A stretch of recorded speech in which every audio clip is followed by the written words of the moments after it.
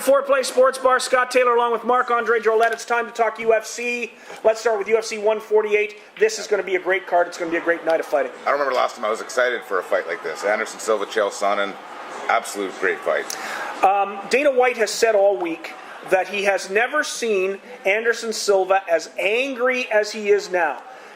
Chael Sonnen pushed the buttons. Could Anderson Silva really do the damage he says he's going to inflict on Chael Sonnen? No, he's just talking. He says he's going to break every bone in his body. No, he's not leaving the octagon until he knocks out every one of his teeth. Yeah, I call bullshit on that. What is he going to do? He's going to beat him and then keep knocking his teeth out? No. I think he's in his head, and that's not a good thing for him. Or it could be really bad for Sonnen.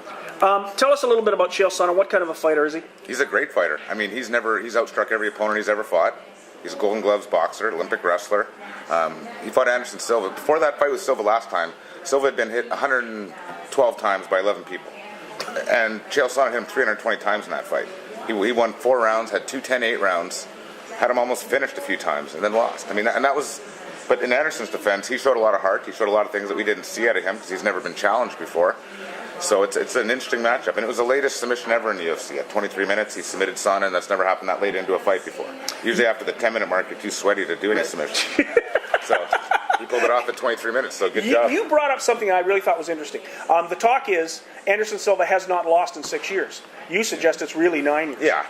But whatever. Either way, well, yeah, he got disqualified in his last loss, so it wasn't like he got beat because he was. No, he didn't lose. He hasn't lost in loss, 9 years. It's been almost a decade. Yeah. Can he lose to Sonnen? Absolutely, and I think he will. I mean, I think Sonnen's in his head, and that's not a good thing. He's been so dominant because he's been able to separate things. He's been able to keep the emotion out. He doesn't have that now. Let's talk about the undercard on this one or the other main card events. There's some other good fights on this Absolutely. card. Tito Ortiz and Forrest Griffin, great rematch. Just not as anticipated as the first. There's the main event, but they fought back at UFC 106, and Forrest won a controversial split decision. But at the same time, neither guy's super relevant right now. I mean, this is Tito's last fight. He's been inducted into the Hall of Fame. Forrest has been busy with family and stuff.